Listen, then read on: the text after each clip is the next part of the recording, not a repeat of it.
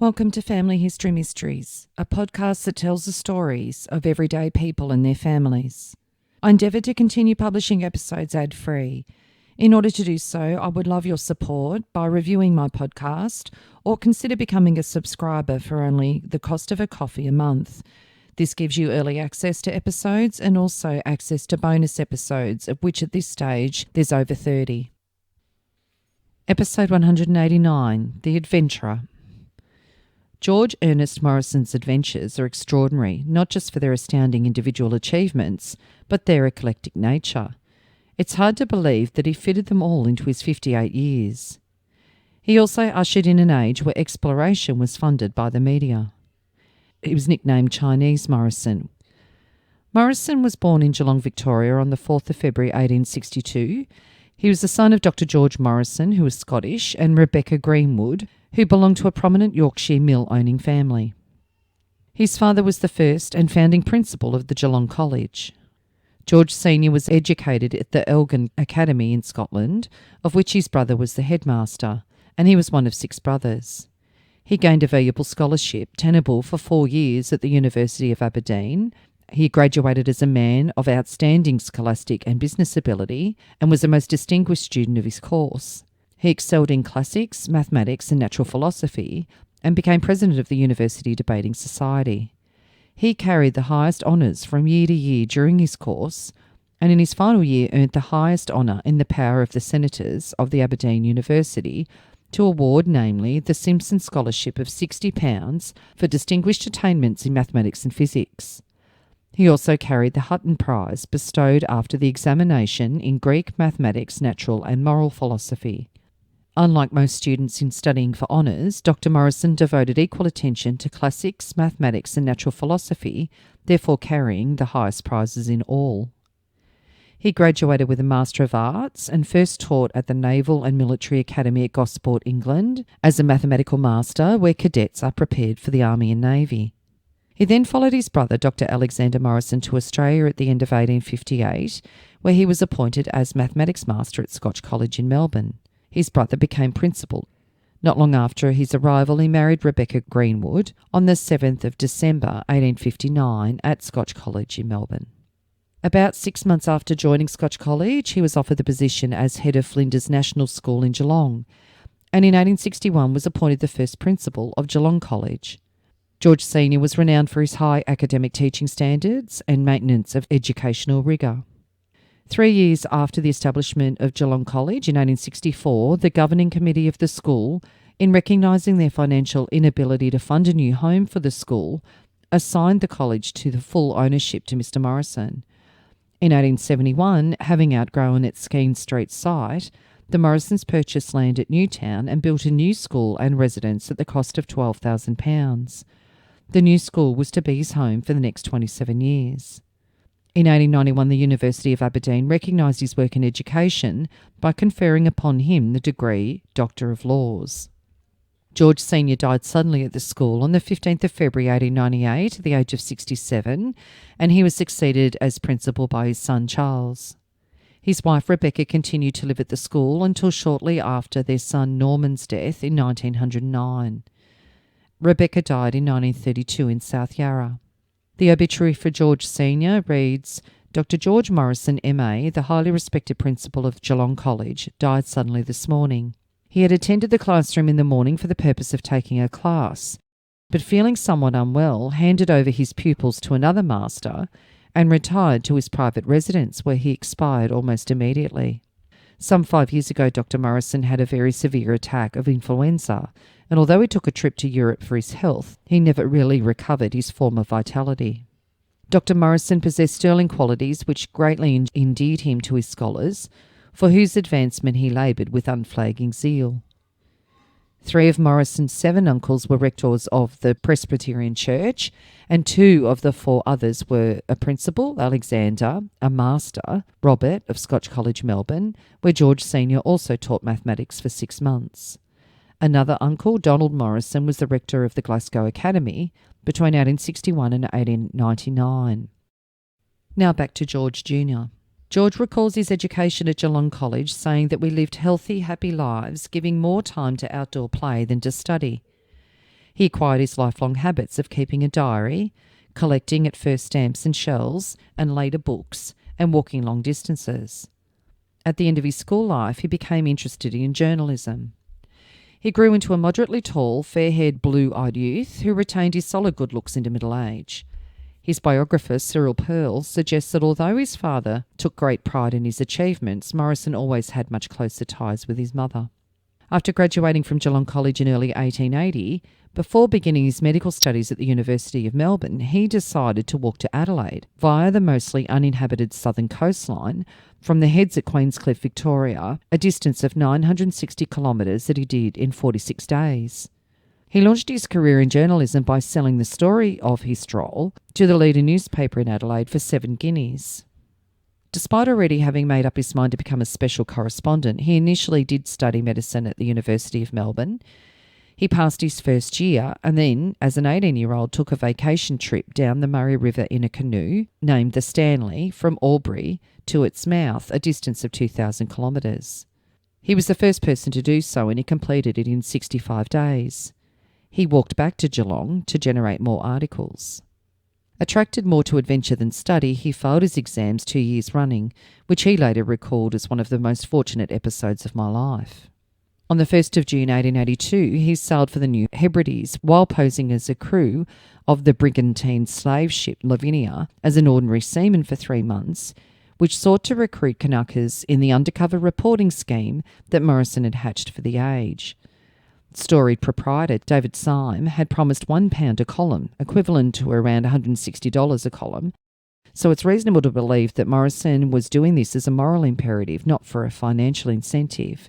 His 8-part series, A Cruise in the Queensland Slaver by a medical student, was by October also published in the weekly companion publication The Leader. Written in a tone of wonder and expressing only the mildest criticism, 6 months later Morrison revised his original assessment, describing details of the Lavinia's blackbirding operation and sharply denouncing the slave trade in Queensland. His articles, his letters to the editor and the Age editorials sparked considerable debate, and it led to government intervention to eradicate what was, by Morrison's account, a slave trade. Morrison next visited Port Moresby in New Guinea and Thursday Island and did part of the return journey on a Chinese junk. Landing at Normanton, Queensland at the end of 1882, aged 20, Morrison decided to walk to Melbourne in the heat of summer, leaving on the 19th of December. He had no horses or no camels and was unarmed. However, carrying his swag and swimming or wading in rivers in his path, he traversed the 3,270 kilometres in 123 days. No doubt the country has been much opened up in the 20 years since Burke and Wills's well-funded failure, but the journey nevertheless was a remarkable feat which stamped Morrison as a great natural bushman and explorer. And he arrived at Melbourne on the 21st of April 1883, describing it to his mother as a pleasant excursion and no feat of endurance. The Melbourne Argus, hostile to him as an aged cub, decried this as a curious and purposeless feat of a swagman. His future employer, The Times, however, praised it as one of the most remarkable pedestrian achievements. When he returned to Melbourne, he found out that Thomas McElwraith, the Premier of Queensland, had annexed part of New Guinea and was vainly endeavouring to secure the support of the British government for his action.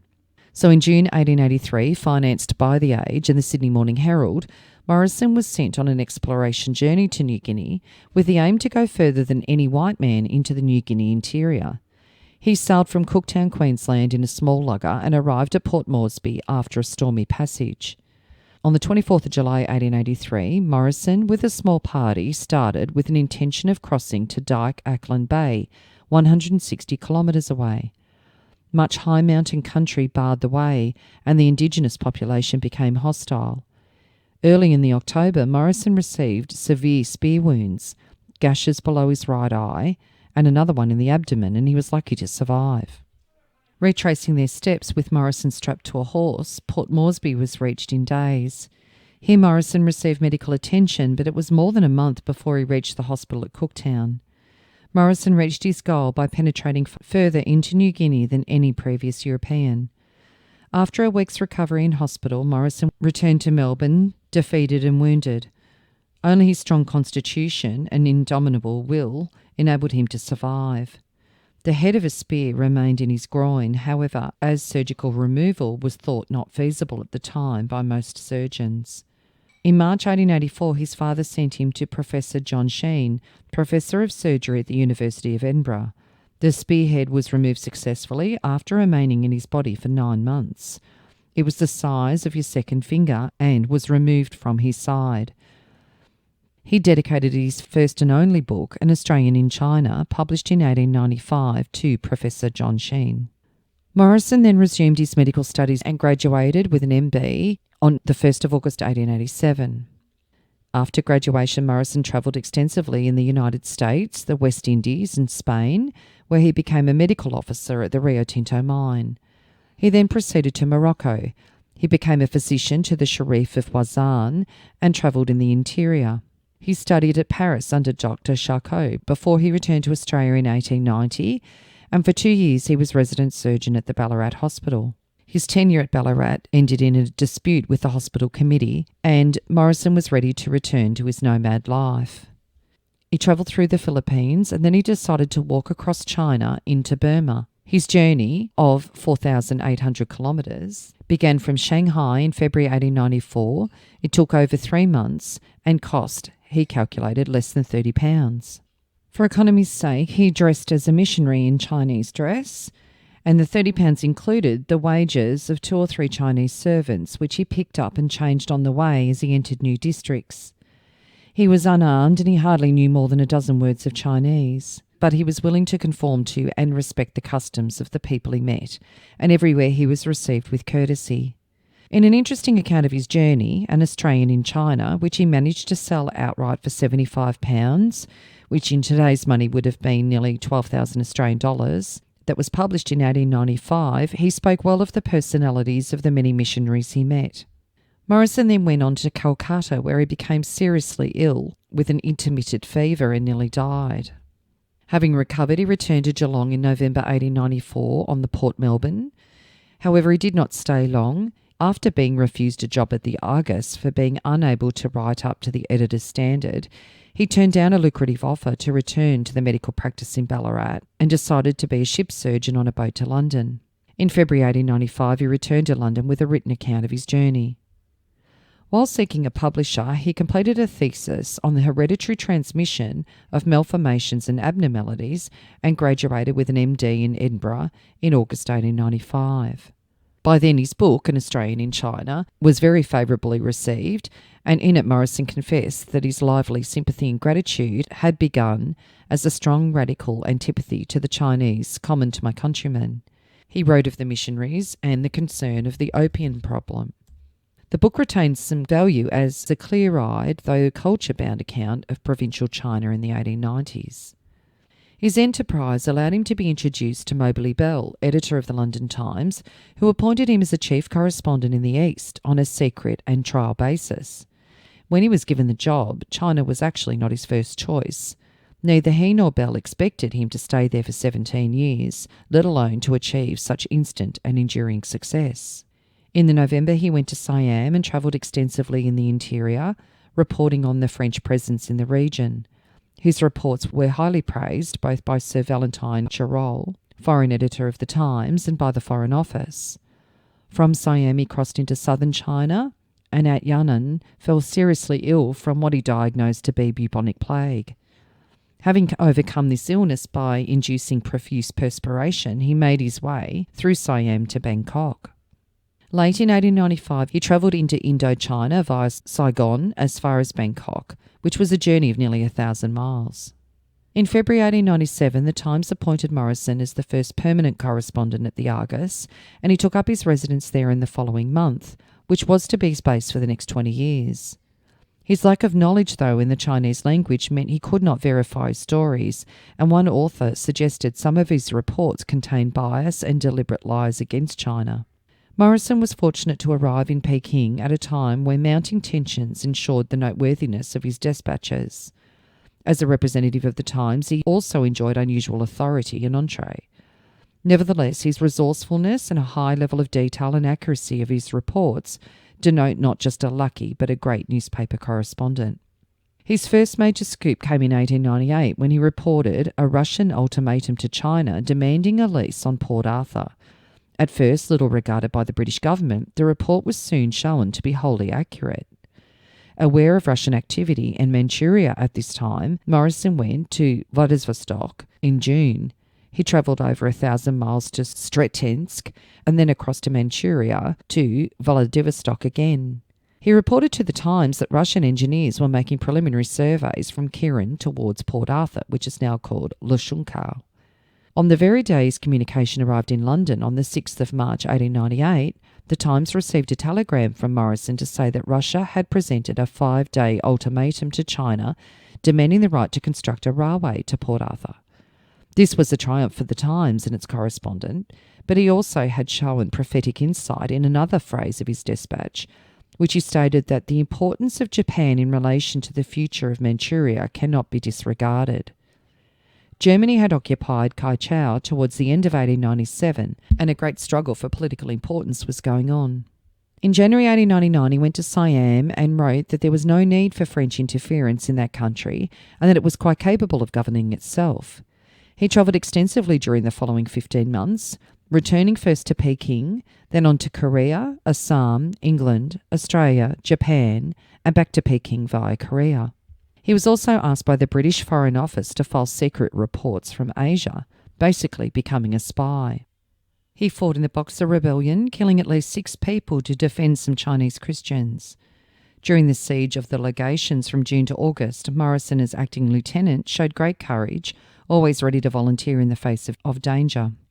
He was wounded in the July while rescuing another defender, but was erroneously reported as killed, and an obituary notice occupied 2 columns of the Times on the 17th of July 1900.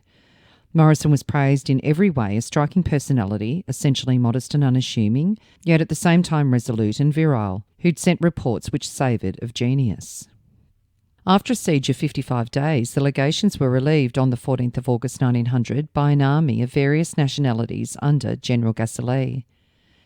The army then ransacked much of the palaces in Peking, with Morrison taking part in the looting, making off with silks, furs, porcelain and bronzes. Morrison was a tall and fearless man. He sought adventure, gathering experience and knowledge as he went. Polly Condent Smith, who was alongside Morrison during the Boxer Uprising, wrote, "Although he was not a military man, he proved himself one of the most important members of the garrison, being always in motion and cognizant of what was going on everywhere, and by far the best informed person within the legation quadrangle. To this must be added a cool judgment, total disregard of danger, and a perpetual sense of responsibility to help everyone to do his best. The most attractive at our impromptu mess, as dirty, happy and healthy a hero as one could find anywhere." Sir Robert Hart, on the other hand, in Peking at the same time as Morrison, regarded him as a lazy, self-indulgent man who was intolerant, racist and unprincipled.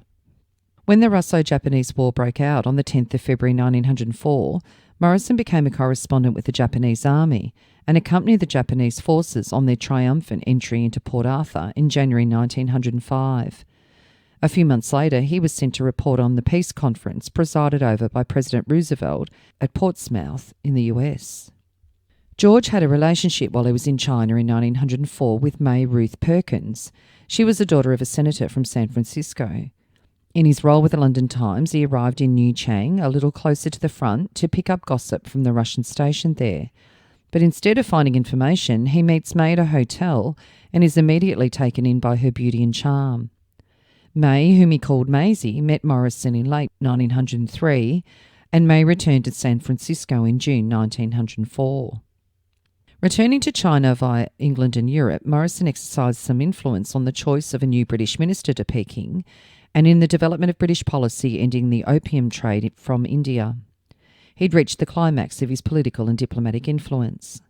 In 1907, he crossed China from Peking to the French border at Tonkin.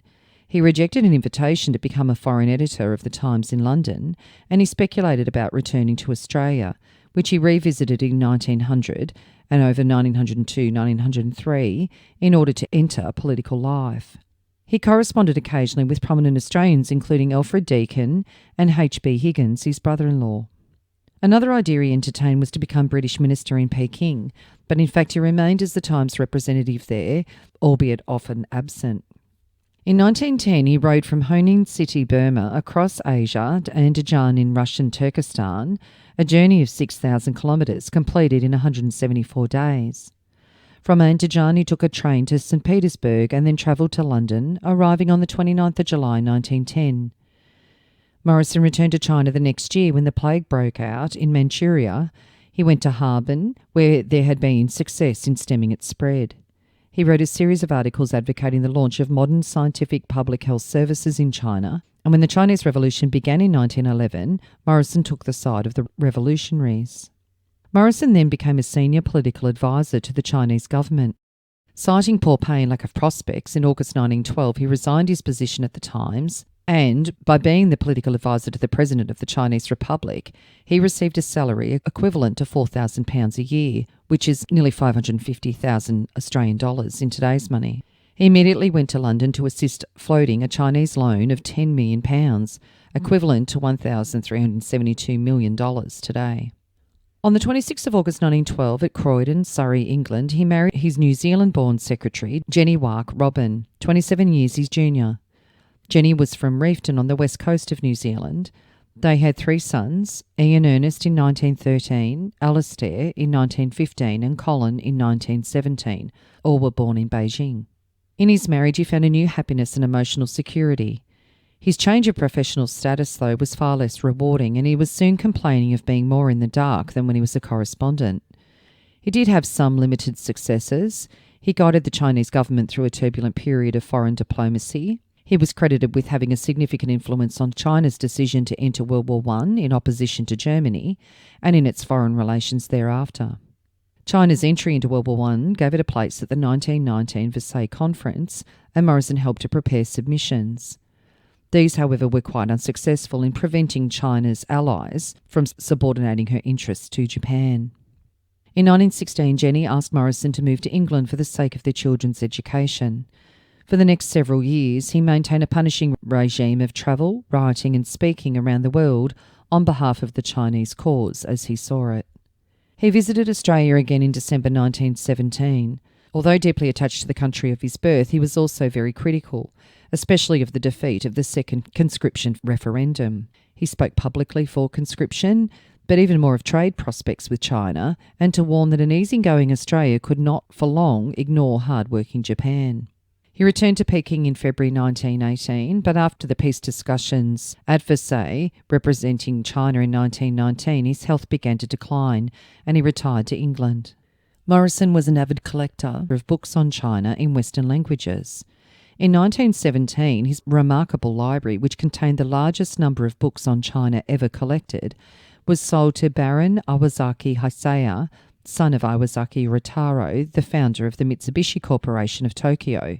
He sold his library for £35,000, which is nearly $4 million in today's money, with the proviso that it remains intact and that serious students should have access to it. It had taken him 18 years to develop his library, and by 1912 it was valued at £12,000, $1.8 million. It contained 24,000 works. He had no other assets of note at the time of the sale. The collection subsequently became the foundation of the Oriental Library in Tokyo, and in 1932 the inaugural George Ernest Morrison Lecture in Ethnology was delivered at Canberra, a fund having been established by the Chinese residents of Australia to provide for an annual lecture in Morrison's memory. His diaries, manuscripts and papers were bequeathed to the Mitchell Library in Sydney. On the 27th of May 1920, the 58-year-old Morrison was weak, jaundiced and suffering from acute pancreatitis. He picked up his pen for the very last time and wrote in his diary, "Almost can believe death struggle began." He died just days later on the 30th of May 1920 at Sidmouth, Devon, England, and is buried there. He had been suffering for a year with his pancreatitis and desperately searched for a cure. His obituary was in the Argus. George Ernest Chinese Morrison.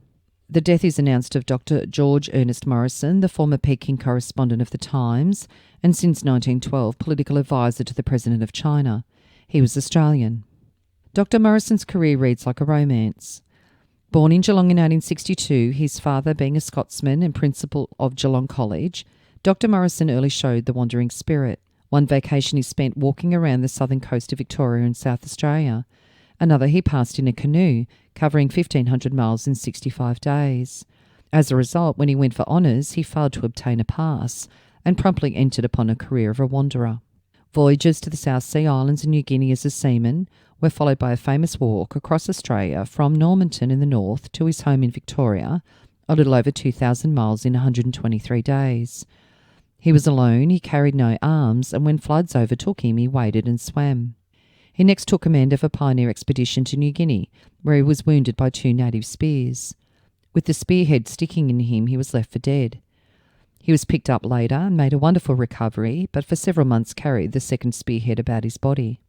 The marvellous feat of surgery of extracting the spearhead was performed by Professor Chin of Edinburgh, and while he was in the doctor's hands, he resumed his medical studies and in 1887 took his MB and CM degrees.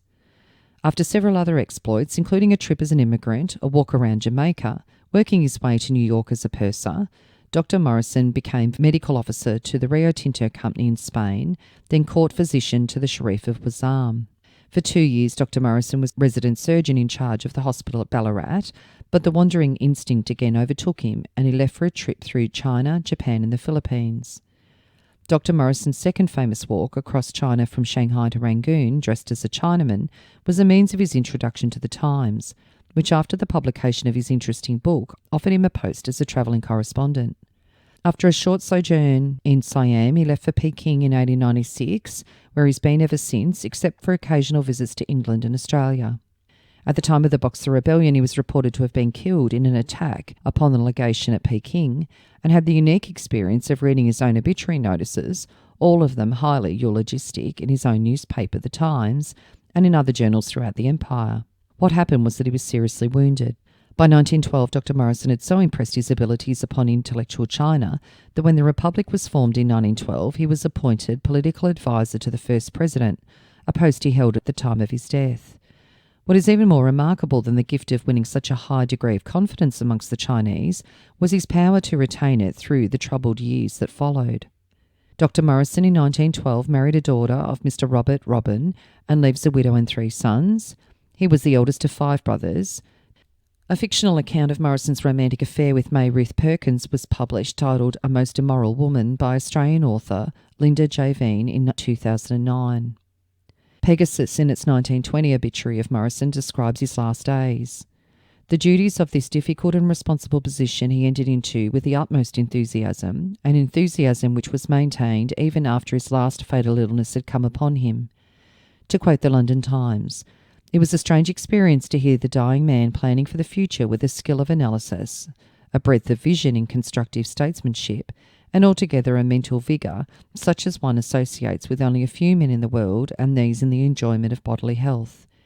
It was then one realised how inadequate to the breadth of the man was even the proud title, Morrison of Peking." A.B. Patterson, Banjo Patterson, who'd covered the Boer War with distinction for the Sydney Morning Herald, classified Morrison as one of the 3 great men of affairs he'd encountered. Cecil Rhodes, with enormous capital at his back, had battled Boers and Basutos. Churchill, with his father's prestige and his mother's money to help him, had sailed on life's voyage with the wind strongly behind him. But Morrison had gone into China on a small salary for the Times and had outclassed the smartest political agents in the world, men with untold money at the back of them. Patterson wrote this in his memoir, Happy Dispatches. Morrison's early wanderlust was apparent in a series of extraordinary adventures that stamped him as a fearless traveller, a man of singular endurance and personal courage. The late Cyril Pearl notes in his biography, Morrison of Peking, that China never had a more ardent or more disinterested champion than this incorruptible Australian. What were his unique qualities? "I cannot write," Morrison more than once complained to his many friends and colleagues, evidently feeling some real inability. But if he had any lack of stylistic power, it was more than compensated for by the conviction which his plain and lucid narrative inspired his readers. His adventures prove his courage, but even there he was not reckless, and he was not an adventurer in journalism. He was keen to have a scoop, but was never sensational.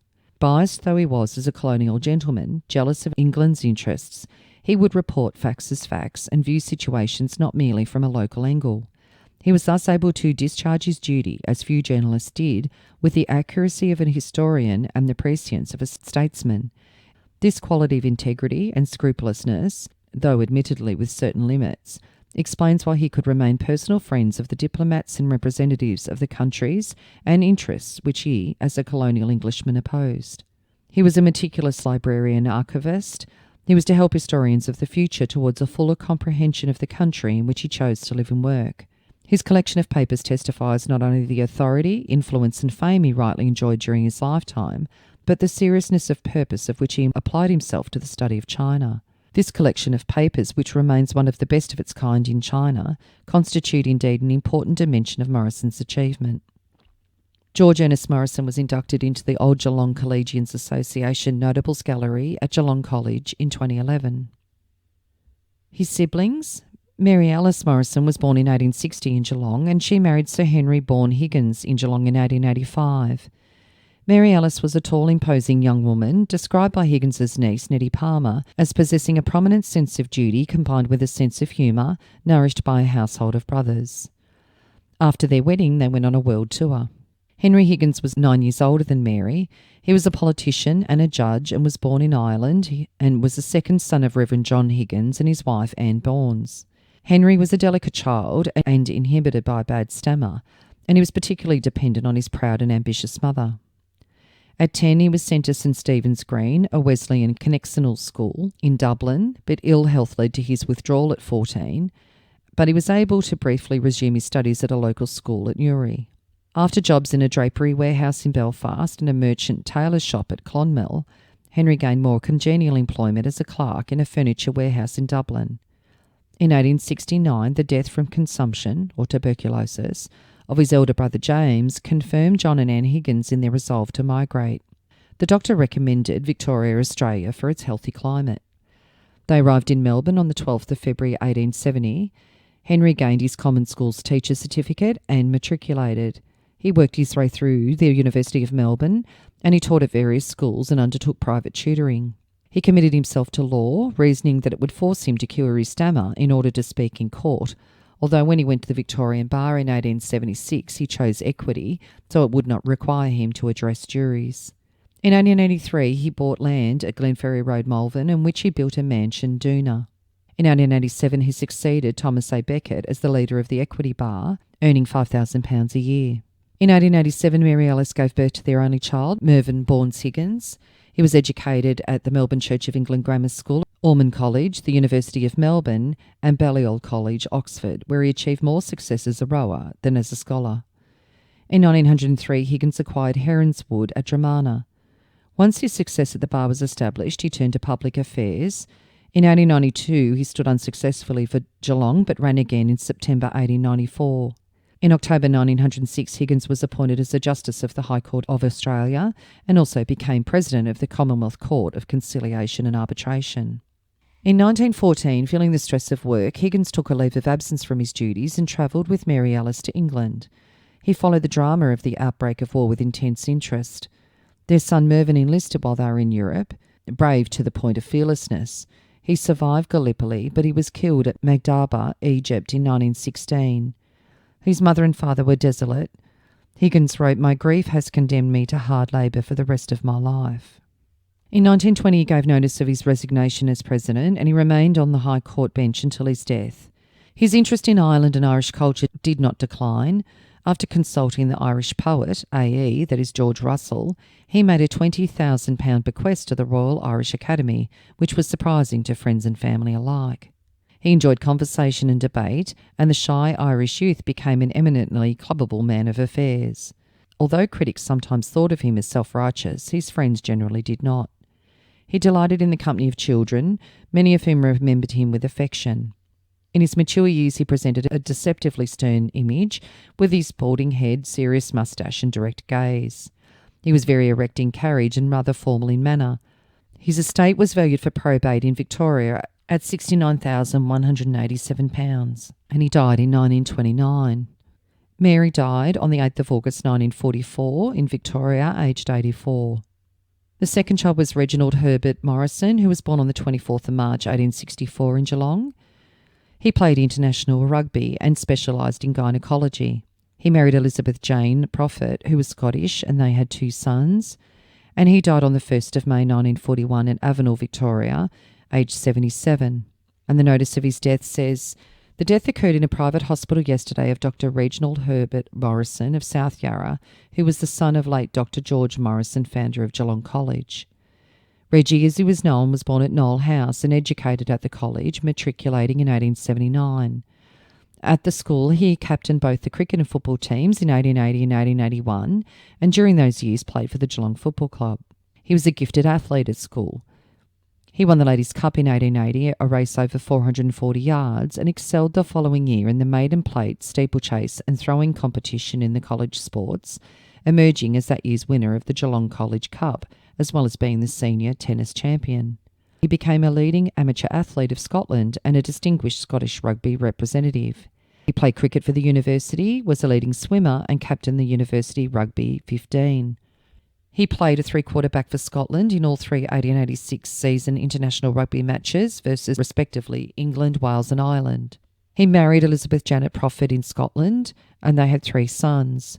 George Noel Irving Morrison, known as Tim, in 1893, who joined the British Colonial Service and became acting governor of part of Sudan and worked for the British Foreign Office. He died in 1971. Lieutenant Colonel David Irving Morrison, their second son, was born in 1903, but was killed in 1944 while commanding an infantry battalion on active service in Burma during World War II. And their third son, Norman Irving Morrison, was born in 1909. He was a lieutenant in the AIF during World War II and farmed near Seymour, and he died in 1968. All 3 sons were educated at the college. Like many of his era, he studied medicine at Edinburgh in Scotland, graduated in 1888, practiced as a general practitioner in Toorak, and later as an obstetrician and gynaecologist with the Royal Women's Hospital. In 1925, he was appointed as an honorary gynaecological surgeon. In 1910, he relinquished the general practice and practiced in Collins Street, and then confined himself solely to obstetrics and gynaecology. As a senior surgeon to the Women's Hospital and a lecturer in obstetrics and gynaecology at the University of Melbourne, he retired from his appointment in 1926. He was an active member of the Melbourne Club, of which at one time he had the distinction of being president.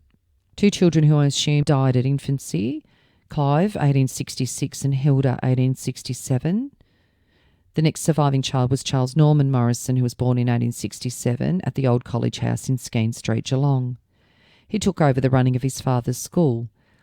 He was a strong sportsman. He was a member of the first football team of 1882 to 1884 and the first cricket team in 1883 and 1884.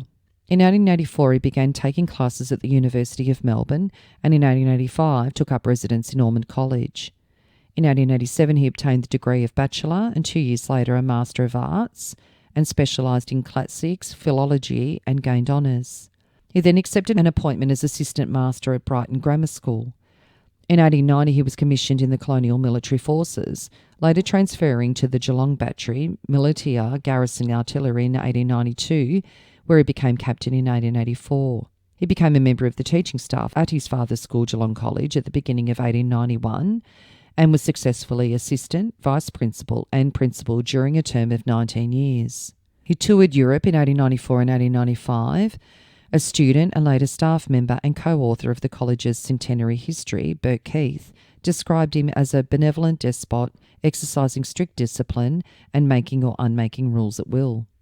On the 12th of November 1909, Morrison apparently shot himself while climbing through a fence at his Mount Moriac property, Ardoch.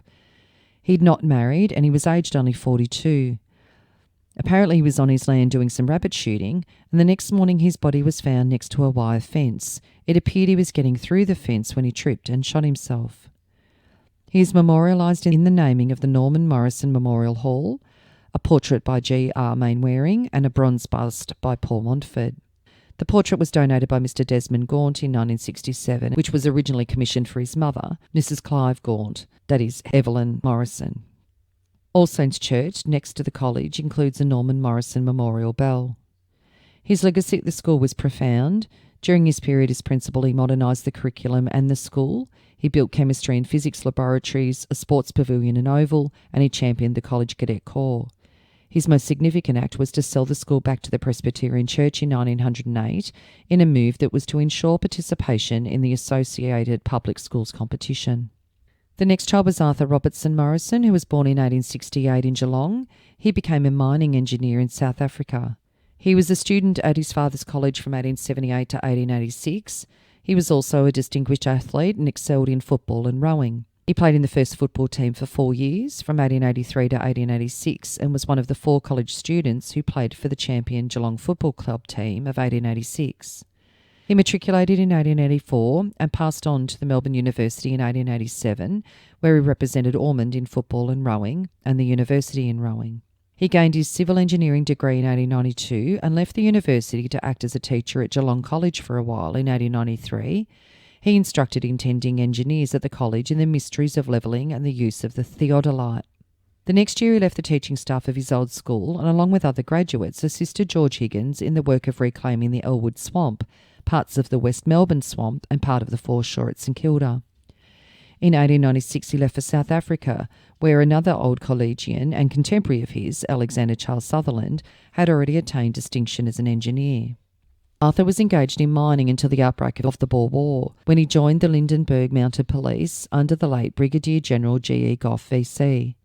In 1915 he enlisted as a private in the 2nd South African Infantry and went through the campaign in German East Africa, being transferred to the Military Labour Corps and promoted to Staff Sergeant Major in 1917. It was during his 4 years of military service in German East Africa that his health was undermined by fevers. In 1921 he returned to Australia to visit his mother and relations in the hope that the change would restore him to better health, but it was not so. His many friends endeavoured to persuade him to remain in Australia, but he declared that he had to return to Africa to continue his engineering and surveying work.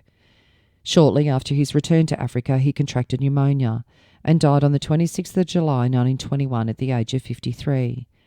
He was described as a man of magnificent physique and character, modest, unassuming, and beloved by all who met him. Like his famous brother, George Ernest Morrison, he was a wanderer by nature and was never happier than when answering the call of the great unknown. Another sibling, Donald Clive Morrison, was born in August 1873 at Geelong College. He showed rapid development of his natural gifts as an athlete. He played fine football in the college teams from 1887 to 1890, was a member of the champion college team of 1889 and also played in the team of the Geelong Football Club. In cricket, he was in the college cricket first 11 in 1889 and 1890. He entered Melbourne University in 1890 to study law and obtained his BA and LLB degrees and was admitted to the bar in 1897. During his university career, Clive proved himself as an oarsman of outstanding ability. For 2 years he read in the chambers with H.B. Higgins, his brother-in-law, and in 1899 he commenced to practice as barrister and solicitor at Tatura, subsequently extending his practice with partners to several other towns in the Goulburn Valley.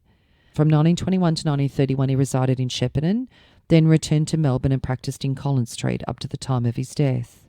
Pegasus described Clive Morrison as a delightful personality, shedding kindness and sympathy all around him, a fine character and a splendid Australian. He married Mary Therese Dyer and they had 2 daughters.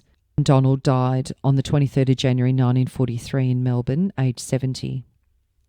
The next sibling was Rebecca Violet Ethel Morrison, who was born on the 3rd of November 1875. She married Lancelot Evelyn Gaunt, a barrister and a naval officer in Singapore, and they had 2 children. They lived in London, and she died on the 23rd of October 1955 in London, aged 79. And another sibling, Evelyn Hilda Morrison, was born in 1877 in Geelong. She married Clive Herbert Gaunt at Colombo's Salon in 1915. In 1942, it announced the funeral of Clive Gaunt. It said that he was the former government advocate in Burma, and he died in Frankston, where he lived since his retirement some years ago. And it also mentions in the same article that his son, Lance Corporal D.C. Gaunt, is believed to be held by the Japanese as a prisoner of war.